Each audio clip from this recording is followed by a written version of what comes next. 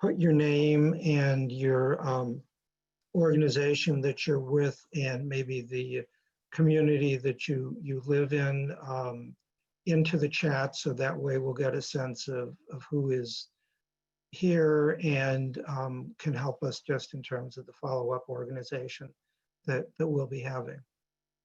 So just to go over our agenda briefly, that we will have 2 speakers, each for about 10 minutes, and then we'll open it up to questions that will be, please put your questions in the chat, and then my colleague from the Tacoma Mobilization Environment Committee, Laura McGilvery, will be monitoring the chat and will be then asking questions on your behalf. It just works a little better if we have the, if we do this with written questions rather than opening it up to everybody for speaking. So I hope you'll indulge us with that. And we'll do that for about 20 minutes. And then for the last 10 minutes or so, we will talk about what we need to be doing together to bring community choice energy into reality in Montgomery County in Maryland. So I will introduce both of our speakers now, and then we can get rolling. So we're really very fortunate that not only do we have 2 great speakers tonight, but these are 2 climate and clean energy and climate justice champions here, 2 very distinguished and powerful women leaders. The first speaker will be Delegate Lorig Charkoudian. Lorig represents me and many of us in District 20 in the Maryland State General Assembly. Lorig is in her first term, even though she's been so effective that it seems like she's been there for many, many years. Her background is that she's a professional mediator. She's the executive director of Community Mediation Maryland. She has a bachelor's degree from Pomona College and a doctorate in economics from Johns Hopkins University. In the House of Delegates, she's a member of the Economic Matters Committee, which is the committee that deals with the various not only economic but also energy related legislation in the county. Our second speaker, Adriana Hochberg, is her title is the Chief Administrative Officer, Assistant Chief Administrative Officer, almost gave her a promotion there, for Montgomery County, but colloquially she's known as the Climate Czarina, and where she is the leader of the county's efforts to meet our ambitious but necessary goals of 80% reduction in net greenhouse gas emissions by tomorrow, basically 2027, and net zero by 2035. Adriana has spent 11 years with the District of Columbia. Before that, she was the Chief of Staff in the Department of Energy and Environment, and also served in the Office of Administration. Previous to that, she has federal environmental experience with the U.S. Environmental Protection Agency. She has a bachelor's degree from Williams College and a master's in public policy from Harvard University. So as you can see, this is an example of the tremendously qualified people that we have working for us in our state and local government. So I also just want to give a shout out to another extremely qualified person in our local government. Many of us are from Tacoma Park, and our mayor, Kate Stewart, who's also a champion of clean energy and has spoken out as recently as last week at a Montgomery County legislative hearing on the need for the community choice energy. And so we thank all of you for joining us. And with that, I'll turn it over to Delegate Lord Charkoudian to give us an overview and talk about where we're going. Great. Well, hello, and thank you all so very much for being here, for taking your evening with us. And I see so many familiar names, not faces at this point, but familiar names. And I know what your faces look like, and I hope they're smiling tonight. Thank you all for your incredible work getting us to this point with this bill. So community choice energy, I'm going to give a brief overview. I'm going to talk about the bill this year, and we'll talk a little bit about next steps and how we get from here to there. I think that, the best definition of what community choice energy is about, I found in the NAACP's climate action, climate justice training material, which is where they define community choice energy as the epitome of energy democracy. And so really looking at putting the choices and the power to choose our energy in the hands of our democratic process. So what we have right now in Maryland and across the state, for the most part, is you have most folks who get their energy from the utility, and unless they personally make the choice to get the energy from a third-party supplier, they get the default service. It's called standard offer service in Maryland. And within that default service is kind of the bare minimum of renewable energy and the bare minimum of any standards in how that energy is produced. So in Maryland right now, if you are in the PEPCO territory, which probably everybody here is, if you have not chosen something else, clean choice, community solar, something else, then you are getting roughly 75% dirty energy, 25% clean energy. But even within that clean energy, in Maryland, unfortunately, our RPS still has a lot of dirty energy sources like incineration and black liquor. So even within that category of clean energy, there's quite a bit of dirty energy. So that's sort of the default of how things work.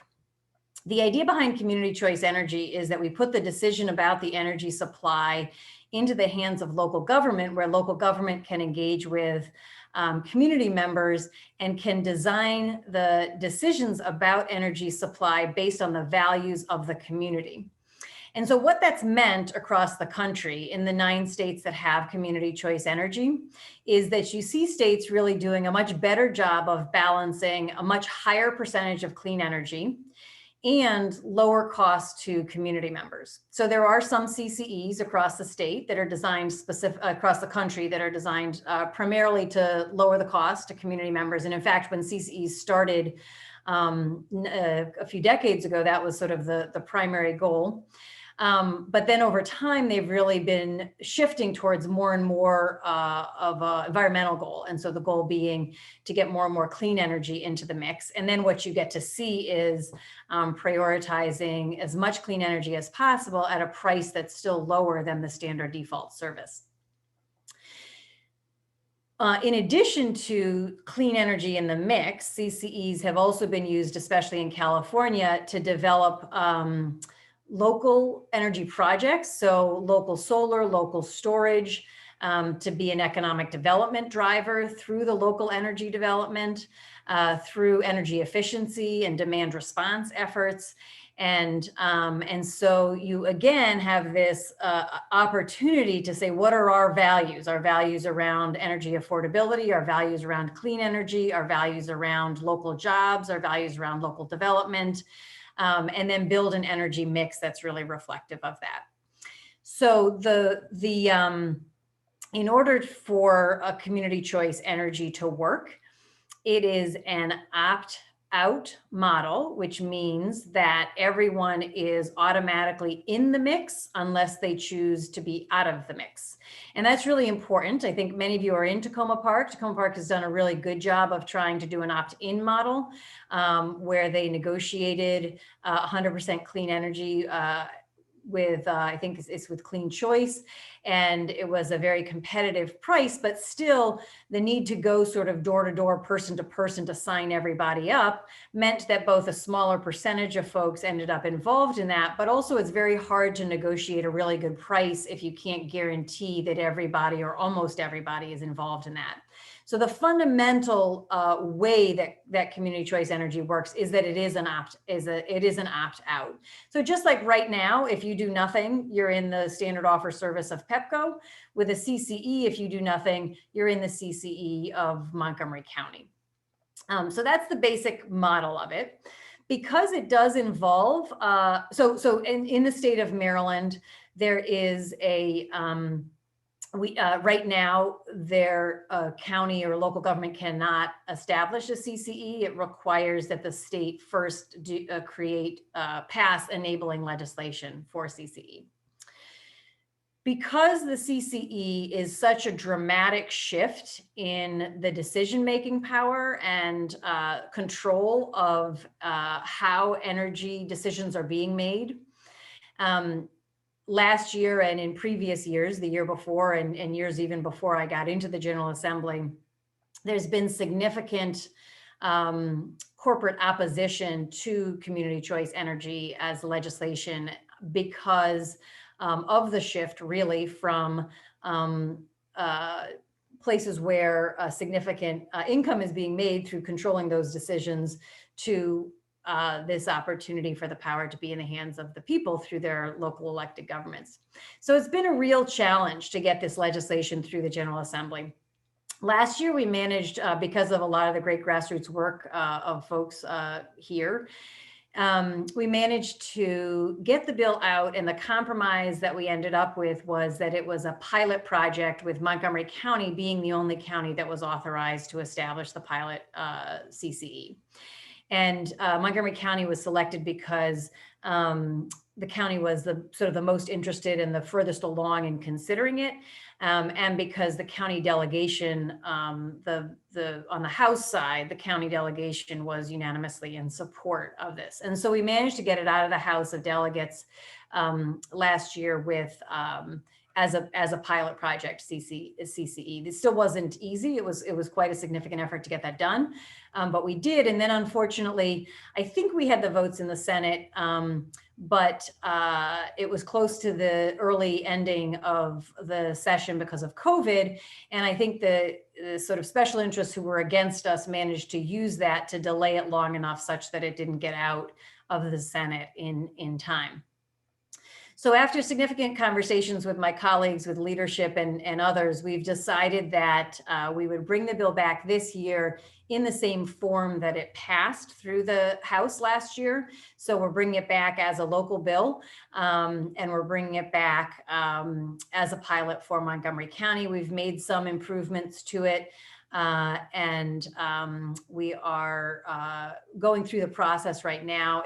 Right now it's going through the local bill hearing process. It still has to get out of the House and the Senate, and so there'll still be considerable work to be done at the state level once we get it through the local bill hearing process. But that is the model that we have, and I think Adriana, in just a moment, she and her team have been really phenomenal partners in this effort. And she'll speak to why this effort is so key to the ability of the county to meet the greenhouse gas emissions goals. I think I will close it there. I'll pass it off because I think I'm going to hold off. Am I right, organizers, that we're going to talk about the strategy and the process itself in a few moments, or should I speak to that a little bit right now as well? Why don't you maybe talk a little bit about the strategy and process from your perspective, and then that'll help to feed the Q&As that come up, please. Okay. So, so as I said, I think it's as a bill that is about energy democracy, it is one that requires participatory democracy to move it forward, which is why it's so great that folks are here and involved in this conversation. We have had support from a very broad range of folks. We've had support of Food and Water Watch have been real drivers in this, also Tacoma Park Mobilization in Montgomery County, several groups in Montgomery County. Last year, CCAN was a real supporter of this effort, NAACP, Maryland Consumer Rights Coalition, the Attorney General's office, from a consumer rights perspective. And so we really have this sort of broad consumer rights, civil rights, energy, democracy, clean energy, environmental sort of coalition behind it. And then, as I said, we had last year, the opposition included all of the utilities and the Exelon companies, the third-party suppliers, Chamber of Commerce, and so on. So we have over the last, we also had support from MACo, the Maryland Association of Counties, and MML, Maryland Municipal League, as they have this interest in the ability of local government to be able to take control of energy processes like this. Over the last year, we've continued to speak with the utilities, that being Pepco and BG&E and Exelon and the Exelon companies, as they were our primary opposition. We have spent a lot of time seeing if with the pilot project we could address some of their concerns. I'll just say we've spent an extraordinary amount of time on that. I think we're very close. But I also don't think that we should count on that, because we've been committed from early on that if we could address their concerns in ways that continue to keep the bill strong in its foundation of what it's about, then we would do that, but we wouldn't sort of sell out the really key points of the bill just to get them to drop their opposition, because clearly we've shown that we can get it passed even with their opposition. It's just a lot harder. So we think that we're real close. I'm continuing to do that work.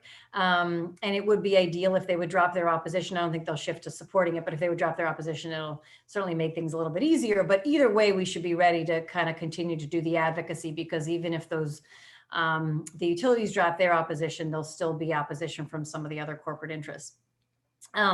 So right now we're going through the Montgomery County process. It's really important that my colleagues hear from everybody about how important this is.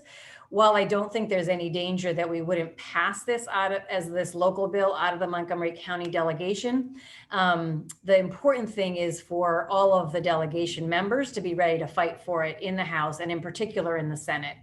And so the more that my colleagues sort of hear how important this is to their constituents, the more likely they'll be to sort of move it forward and fight for it in the General Assembly. After we get through that process, then the advocacy work will be in the House and the Senate, and it'll be really important that even though it's a Montgomery County bill, to the extent that we can have the support from other members across the state, and I see Maryland Legislative Coalition folks on this call, it'll be helpful. And I actually was on a call with some environmental advocates in Frederick who are really interested in seeing this move forward, even though it's a Montgomery County bill. They really wanted to move forward because they want to see how well Montgomery County does and possibly do it themselves sometime in the future. So I think building that momentum of in other counties support for the bill, even though it's a Montgomery County bill, because the opposition for the bill won't be limited to Montgomery County. So it'll be important that we're continuing to build support across the state from advocates who see the value of Montgomery County moving forward with this, and the possibility of them being able to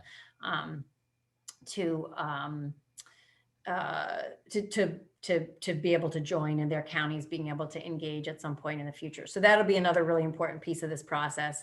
And then we'll have a House and a Senate hearing, which will be a little bit different. They'll be virtual, they'll be somewhat limited. But of course, all the work really gets done with folks reaching out directly to their own legislative representatives. And so that'll be a really important piece of it. So I'll stop there. I think we can respond to some specific questions when they come in, David. Is that okay? Yeah, let me just clarify. So for a local bill, it needs the support of, from the state perspective, it needs the support of the delegates and senators from the county, in this case, Montgomery County. And then it also needs to be enacted by the full General Assembly, House and Senate, correct? That's correct. And so a lot of times you have what's called local courtesy, which is if the bill passed locally, then members of the General Assembly will just pass it along. But then there's some bills that are more controversial that don't receive local courtesy. So you still need this local bill, so you still need the local support for it. We need our delegation to vote for it. But because it's so significant and because it has had so much opposition, we don't expect that there will be sort of the local courtesy that normally you'd get from a local bill. And so that's why there's still a need to really be ready to do that advocacy in the General Assembly. Okay, great. Thanks, Laura. So we'll get into more of the Sure. strategy, I'm sure, in the Q&A. Before I introduce Adriana, I also want, or turn to Adriana, I also want to just mention that in Montgomery County, our local council member, Tom Hucker, representing us here in District 5 in the Silver Spring Tacoma Park area, has been the champion for CCE in Montgomery County, but it also has strong support from County Executive Mark Elrich. And so we've been working with Tom Hucker, who is soon to become, likely to become the president of the county council this year, to make sure that the county council, as they did last year, is fully supportive of this bill. So now I'll turn to Adriana, who can talk about the Montgomery County process and how CCE relates to our climate emergency goals. Thank you so much, David. And thank you to Food and Water Watch for hosting this important town hall this evening. I'll be spending a few minutes talking about Montgomery County's climate goals and how the CCE is important in helping to meet our goals. So as you may know, Montgomery County has some of the most ambitious climate reduction goals anywhere in the US and in the world. We have an 80% reduction goal by 2027 and a 100% GHG emissions goal by 2035. These goals were established unanimously by County Council in 2017 through the Climate Emergency Resolution. Now, Montgomery County has been tracking our greenhouse gas emissions since the year 2005. Between 2005 and 2018, which is our most recent data point on our GHG emissions, our overall countywide emissions have gone down by 19%, which is great news. We are making progress, but we recognize that we're going to need to accelerate that progress greatly in order to meet our greenhouse gas emission reduction goals, because the current pace of emissions is just not enough. So I'd like to spend a moment talking about the climate planning process that we got underway in December of 2019, and we're still in the midst of, because we recognize that in order to meet our greenhouse gas reduction goals, we need to have a plan. We need to know, what is the path, what is the roadmap to reach our climate goals, and what are the most impactful actions that will help us get there. The county executive recognized the great depth of expertise that exists right in our community. And so we put out a call for volunteers to participate in our climate planning process. We ended up with over 150 volunteer members of the community who participated in 5 climate planning work groups. They met a total of 30 times over a period of 7 to 8 months. And they developed close to 900 recommendations for the county to reduce our emissions and adapt to a changing climate. In the spring of this year, right at the beginning of the pandemic, we brought on board a team of technical consultants to help us sift through and synthesize the 900 recommendations from the climate work groups and help to calculate and model the GHG reduction impact of those actions. So we're still in the process of developing our climate action plan, and I'm happy to report that we're just a few weeks away from having a public release of the draft plan. The plan will have close to 90 prioritized actions that will put the county on the path to meet our 2027 and 2035 emission reduction goals, as well as reduce climate risk. And the plan will also identify the 4 largest and growing climate hazards to the county. They are extreme heat, extreme precipitation, high winds, and drought. And for each of the prioritized actions in the plan, with the help of our consultant team, we have identified equity enhancing measures and the co-benefits of implementing each action. Once the draft climate plan is out, it will be open for public comment for 60 days, roughly during the months of December and January. And we will be hosting a number of sessions to inform the community about the plan and to begin to take feedback and answer any questions. So we hope that you join us for one of those sessions. And also please consider hosting an event on the plan, and please invite us to it if you'd like. And I also just want to take a moment to recognize that in the audience here today, we have several members of the climate planning work group. So thank you very much for your efforts. Now, transitioning the electricity grid to clean energy is a major greenhouse gas reduction strategy that has been identified in the plan. If the county is to meet our emission reduction targets, the electricity consumed in the county will need to be generated by 100% renewable resources. As Maryland's renewable portfolio standard only requires 50% renewable energy by 2030, the county will need to look at other options to reduce our electricity-related greenhouse gas emissions. Opt-out CCE is one of the actions identified in the Climate Action Plan that can significantly reduce the county's electricity-related emissions. And this policy is strongly supported by the county executive.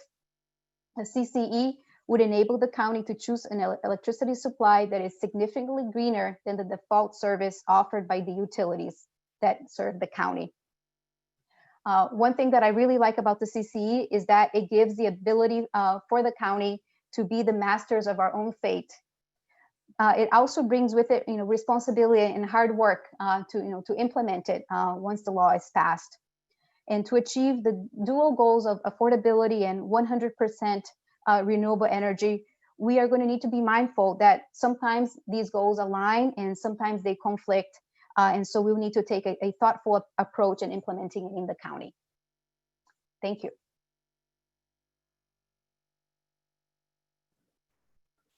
Great, thank you both. So if people, and I'm sure they will have, you will have questions, so you can start typing them in the chat now, and Lori and I will convey them to our speakers. So Adriana, could you maybe just elaborate a little bit more in terms of how community choice energy would actually operate on the level of Montgomery County? How it would, and I know you're still working on some of these details, but how would it look from the county government perspective, and then two, how would it look from the county resident perspective, please? So my understanding is that once the state bill passes, county council would also have to pass local, county level legislation to enable opt-out CCE.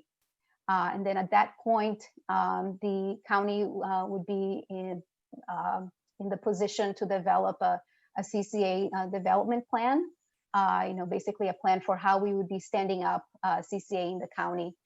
There are a number of studies that we would need to conduct, including load analysis and rates profile studies to give us a sense of the level of demand, the customer profile in the county, in order for us to develop projects and programs that meet the electricity needs of the county.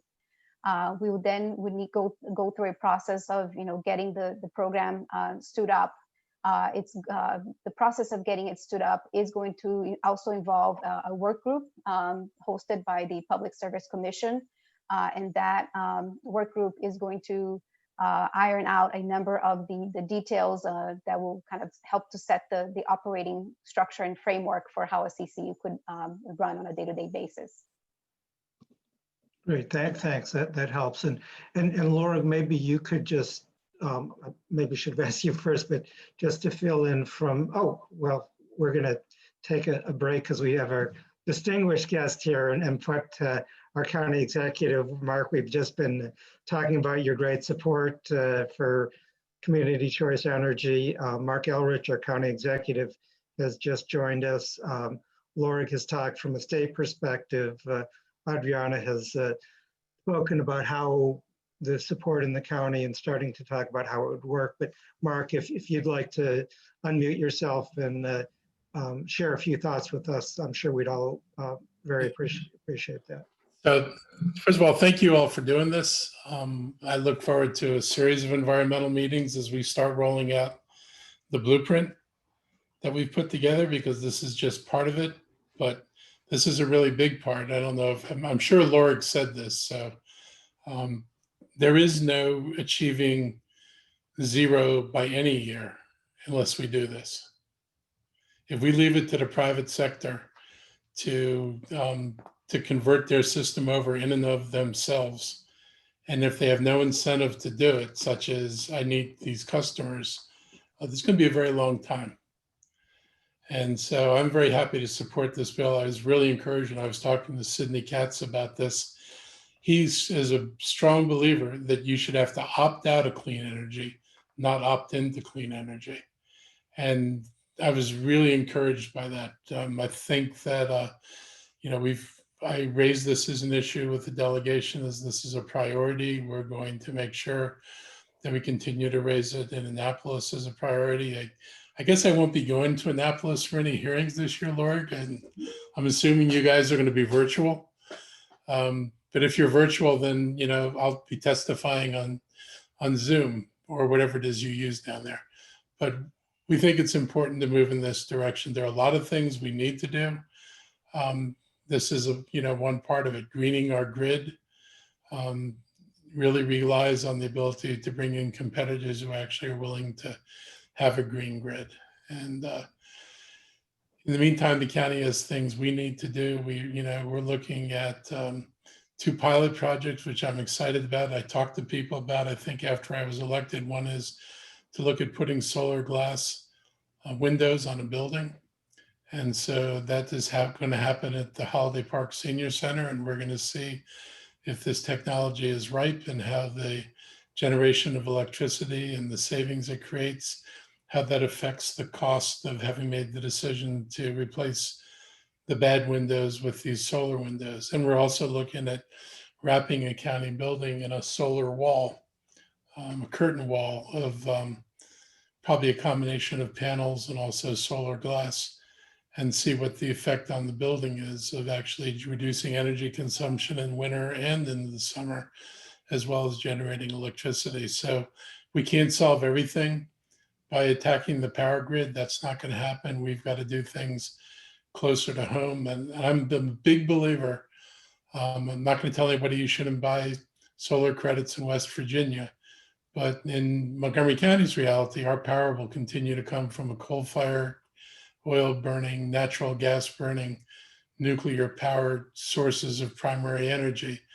And if we really, really want to get the county off of that energy, we have to start bringing generation of clean energy closer to home, literally on people's rooftops, in parking lots, and in other places inside the county, close to where people consume it, so we can start cleaning the grid locally. I tell people, I drive an electric car. I take a little less satisfaction out of it knowing where my electricity comes from. So I'd like my electricity not to come from there. And I'd like us to get to the point where we really are robustly producing electricity inside Montgomery County, as well as using providers who use clean energy as well. So again, I just want to thank you all. I wanted to stop by just to hear a little bit of this discussion, because I know you're really committed to this, and I'm really glad that there are folks who are that committed that you'll be here at 8 o'clock on a Monday night discussing the future of solar energy. When no doubt you could be watching Monday Night Football or something like that. So thank you. Well, great. Well, thank you, Mark, for joining us and for your leadership. So Lori, do you want to ask the first question from the chat, please? Yeah, so I was just going to ask a follow-up question. Or go ahead, yeah, please. Then I'll go to the chat. This is really to all 3 of you, but how might you imagine the implementation looking? I'm aware of a model that my church used, which was to go with a third-party aggregator or use an aggregator to bid for renewable energy. And we got probably renewable energy credits that were wind and solar based. But it was using a third-party aggregator. But another model I think that's been used elsewhere in the country is long-term contracts with a particular source like wind or solar. So I'm just wondering if any of the panelists could comment on sort of what are the options for structuring a CCE, and what might you think is best for the county, if you can opine on that at this point. Yeah, I'll jump in on that one. First, let me just say thank you, Mark, so much for joining us as well, and for all your leadership on this, among other really important things that you've been working on. And I think so. What you'll see in when you look across the country is you have in the Northeast, a lot of the CCEs that are in the Northeast are municipalities, sometimes counties, that'll sign a contract for usually a 2-year sort of a retail contract, and it'll be with a third-party supplier, and they're primarily RECs. So there'll be wind RECs. You have control over what those RECs are. So you'll still end up with much cleaner RECs than just in the general, that's renewable energy credits. Then they'll be much cleaner than in our general RPS in the state, where you have incineration and black liquor and so on. But there'll be these shorter term REC market based third-party suppliers. And what I would say is that's really important. That's an important part of moving the needle on clean energy. But that's sort of maybe the light green version of the CCA. Then a slightly darker green version of the CCA is the ability to do these long-term contracts, the PPAs. Those, a lot of times it's the long-term contracts that really have the ability to add new clean energy projects onto our grid. And so that's a really important piece for clean energy development. And so doing the long-term contracts, the PPAs, some of the Northeast CCAs do that. In California, the vast majority of them do that. And there was actually just recently an article and an analysis done on the 6,500 megawatts or some really massive amount of clean energy development, new clean energy development tied to the CCAs in California. The other thing that the California, and this is where what we call the dark green CCAs, California CCAs, a lot of them own their own generation. So they own their own solar and they own their own storage. And that's, of course, the most impactful way. It also is a somewhat higher risk way, but it's the most impactful way of really shifting the needle on the amount of clean energy. And of course, that increases the likelihood that it's locally generated, to County Executive Outreach's point. And so I've worked really hard in this legislation to make sure, and this has been some of where the controversy's been, but we've worked really hard to make sure that the CCA that we get in Maryland, the pilot that we get in the county, has the ability to do any or all of those in the mix. And so the model will be that some mix of shorter term retail contracts that'll primarily be RECs with third-party suppliers, longer term contracts, and ownership will be possible. And what I suspect, and so this gets into, so that's the first step, is to pass the legislation that allows for the mix of those. And then the next step will be the analysis that the county will do. Then there'll be the regulatory process that we'll go through with the PSC, as Adriana mentioned. And then the county will have to do their analysis. And that analysis will be, what can we realistically do in the short term, medium term, long term? And I suspect that you'll always want some mix of those, right? You want to sort of spread the risk, and there's risk and benefits to any mix of those. And depending on what's happening in wholesale markets, you might want to take advantage of wholesale markets at a particular time. And that would be the moment you would want to sign that long-term contract, but you may not want to do that as soon as we get started. So you might start with a handful of shorter term contracts, and then, over time move towards more ownership, or maybe your ownership is going to be a long-term contract that shifts to ownership after the developer takes the federal tax credits and the depreciation, so that then you can purchase it for less with time. So I'm kind of like saying a number of things very quickly, because there's a number of different ways that you could structure this that really benefit meet the goals that we have, spread the risk, benefit the ratepayers. And I think it's going to be a balancing act that the county is going to have a chance to sort of figure out what's right. And that's going to evolve over time as we get more and more experience. And as we have the ability and the credit and so on to sign those longer term contracts. I would just add that, we recognize that there will be a learning curve involved with taking this on. But there are several guides that can help share insights from how they have implemented CCEs in other states. We've already been in touch with several of them, including some from out of California and Massachusetts and others. And so there's certainly that expertise and that collegiality to share the path that others have taken before us. Great, thank you. And maybe as a follow-up to that, have enough high-quality clean energy providers been identified to supply all the demand or load for the entire county? Perhaps you've answered that in part, but wondering if anyone wants to add to that.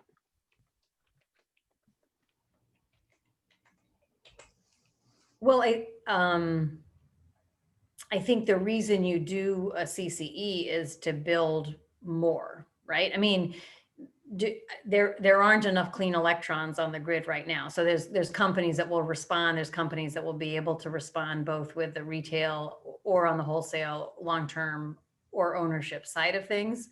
But I think if they were all there, that would mean that we would have all the clean electrons on the grid. And so no, we don't have the clean electrons on the grid. But the idea is that we would move the market by establishing the CCE. So a related question is whether or not you see a role for converting the Dickerson power plant to solar.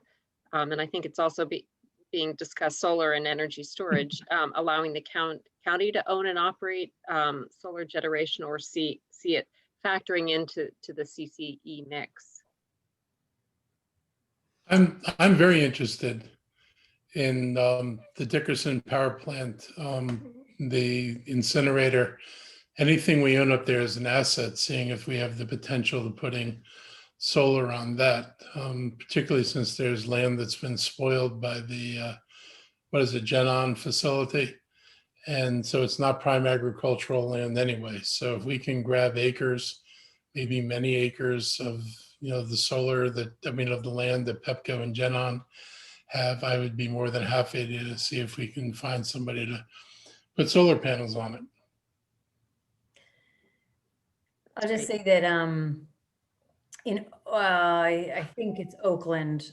I think it's Oakland. It's one of the Bay Area CCAs that in California that was the primary off-taker for a third of a brownfield conversion project to solar and storage. And so it was an example of where the fact that CCA was able to take a third of this a very large project. It was like, I don't know, 1,200 megawatts or something, that the CCA played a major role in the ability of this conversion of the brownfield to happen. And I think that's the kind of thing that we're imagining when we talk about a CCA as a game changer beyond just the retail contracts. And I think it fits really well with what's possible at the GenOn site. And a related question is, would building small scale solar installations in the ag reserve be a good complement to the CCA?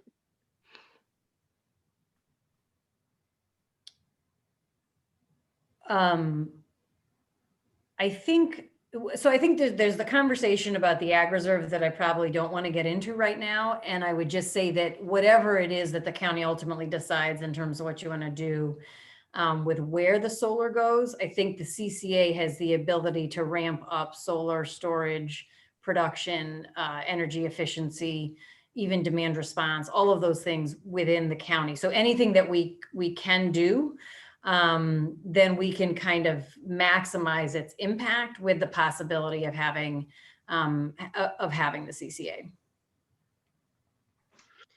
And another question about just the implementation piece. And Adriana, you mentioned that there would be a period of sort of analysis and study.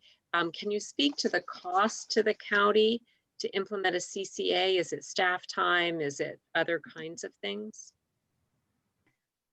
Sure.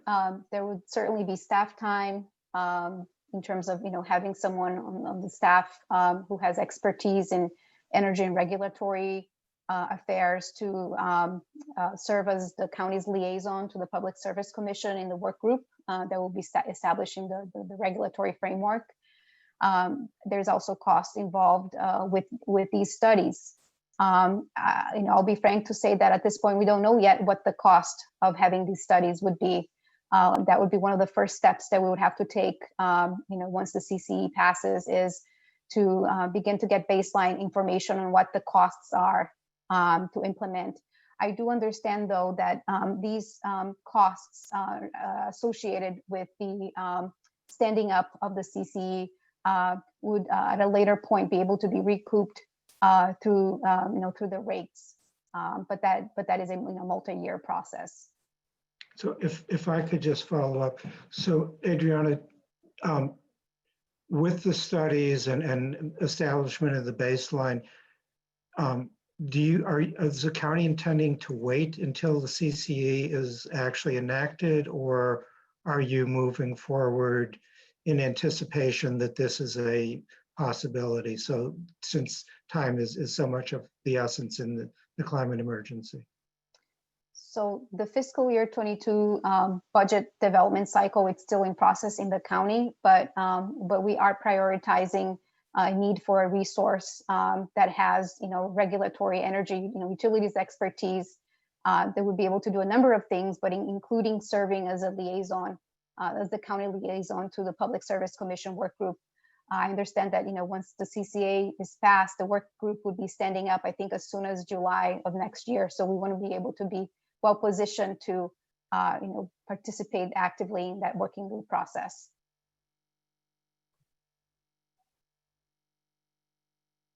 I did have one other follow-up question for you, Mark, and that is on the question of the solar windows. How long would the pilot project on solar windows last? Well, this should be reasonably quick. I mean, we put the windows on the building. We've got the historic energy consumption. We'll be able to analyze how much electricity the windows are producing. That should tell us how much money the county is saving by not buying electricity.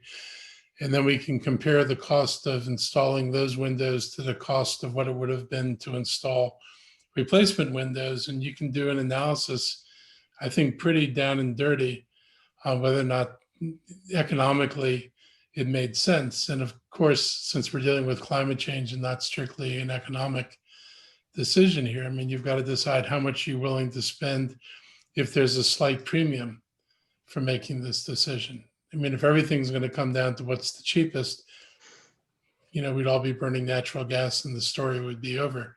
So I think that once it's up and running, we'll know. And the advantages to me are, come in the building code in Montgomery County, because there's the possibility that once you know that something works, and I've asked for this legislation on some other environmental stuff like banning straws and plastic, when you know there's a substitute product for something you want to get rid of, and you know that it's on the market and available, and you know that the price is competitive, then we've got the ability to say, you will use this and you will no longer use that. And so some of the stuff that we look at on buildings, if we can find things that we can say definitively that this, will work out for you, you'll save money on electricity, it will be no net cost or a minor net cost, then we've got the ability to say when you replace your windows, you have to use a certain kind of glass.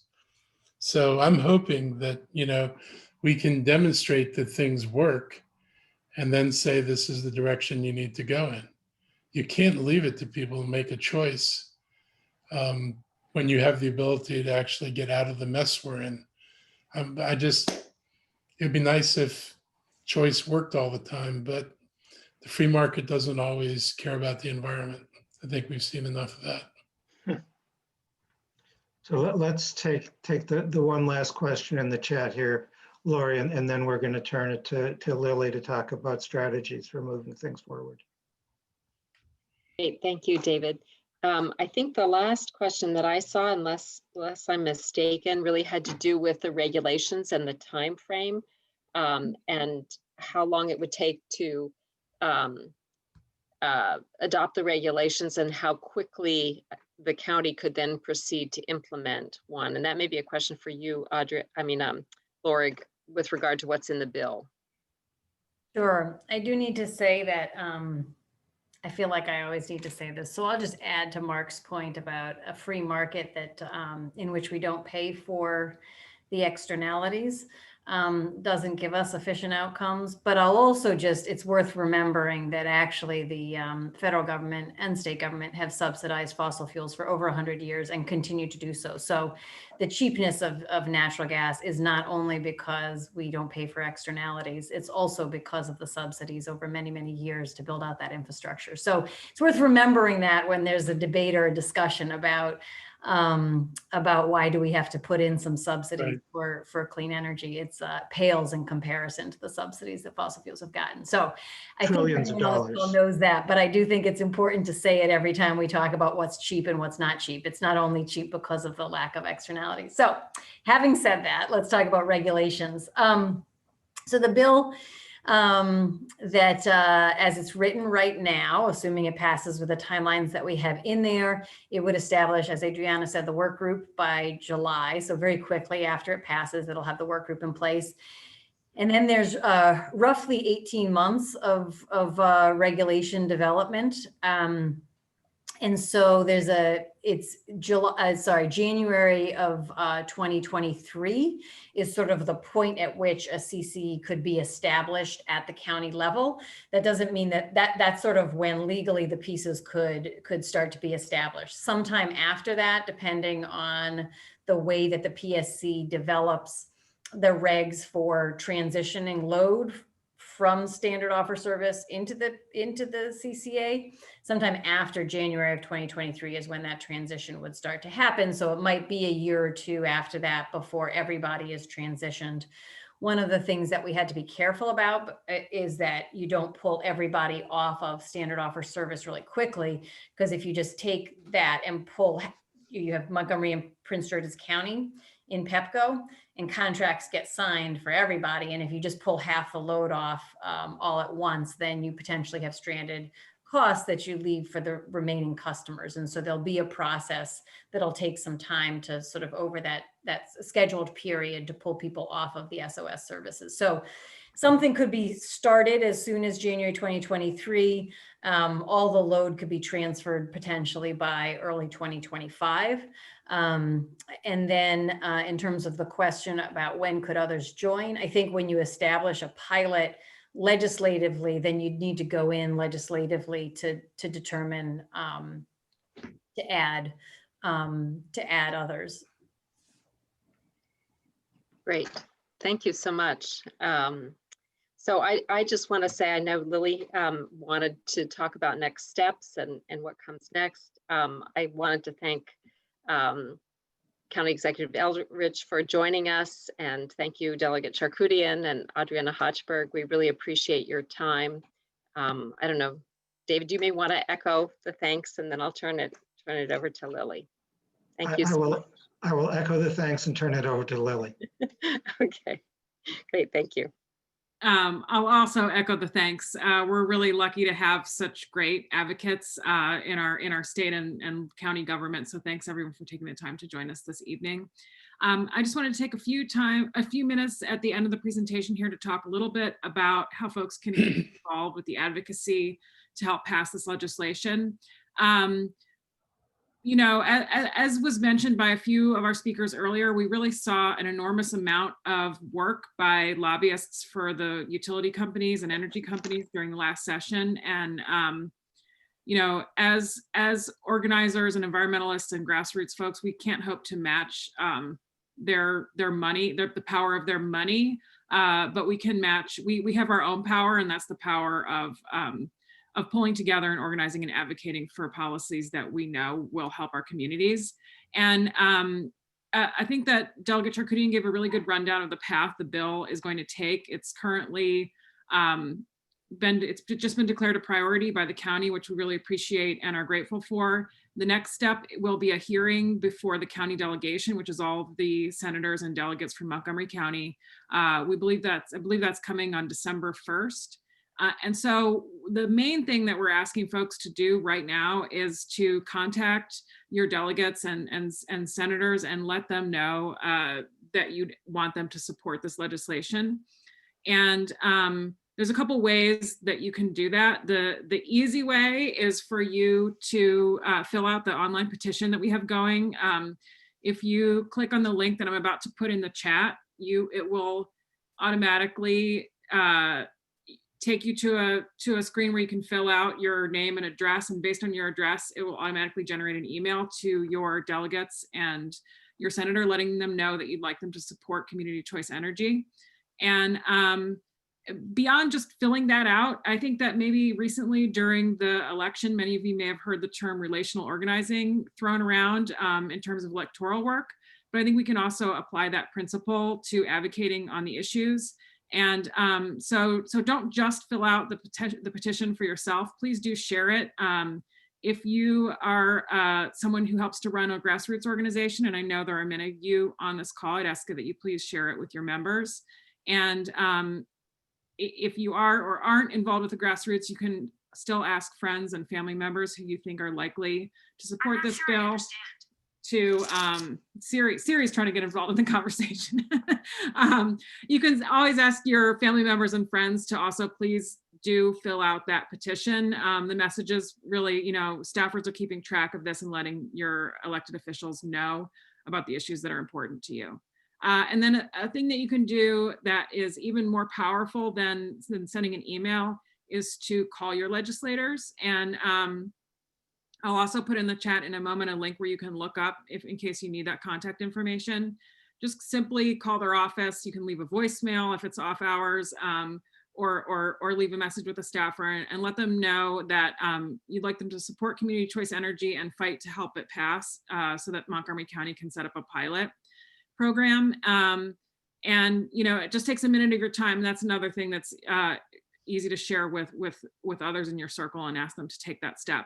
We really want to see a big push on this prior to the 1st because we know that there will be a hearing on it, but we're going to continue to be trying to get the attention of our legislators and let them know how important this is to constituents because like I said, that's the real power we have. I mean, we vote and we help put these folks in office or vote them out again. So it's important to let them know what we find important. I'm going to go ahead and put the links I told you about into the chat so that you can sign the petition and figure out where to call your legislator. And I want to let you know also that after the event tonight, we'll be sending out a brief survey. It'll be a Google form so that you can fill that out and let us know what district you're in.